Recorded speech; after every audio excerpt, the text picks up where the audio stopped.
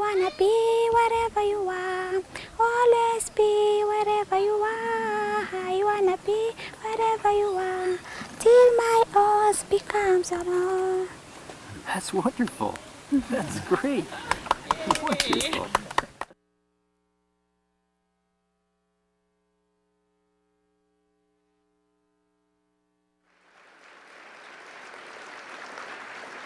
Makes me really proud to be part of that video. They've done a great job in putting that together.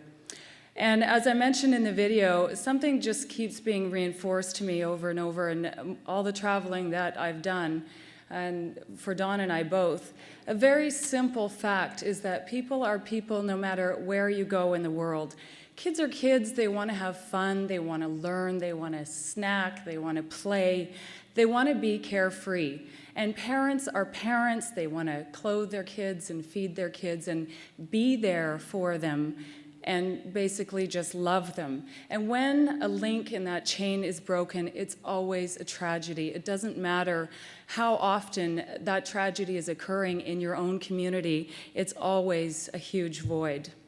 And I believe personally that we all share the globe together, and with that comes a lot of responsibilities. We have environmental responsibilities and emotional responsibilities, and if the tables were turned, we would need the love and support from anyone that would offer it to us.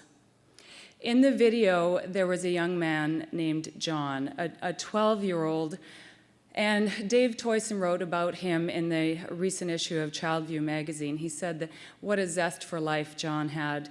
When we met him, he was happy and playful and bright and charming and articulate. He had big dreams, basically everything that you and I would want our 12-year-old to be, except for the fact that his body was tiny and frail and withering, and he was dying of HIV/AIDS. And we did have a chance to have conversation. I actually interviewed his grandmother and spent some time with John, and I asked him, and I wrote this out in my journal, so I know it's pretty close to exactly what I said. Why do you think we came all this way to see you? Why do you think that people from so far across the world want to help you?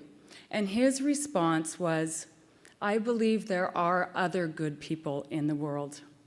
And for both Dawn and I, we are so thrilled to be here this evening. You're here for the exact same reasons that I'm here. You're here because you love the children and you want to help these people and support the families that are facing such difficult times. When I got the news that John had passed away, I sat down and I had a big long cry about it, and I don't mind admitting that.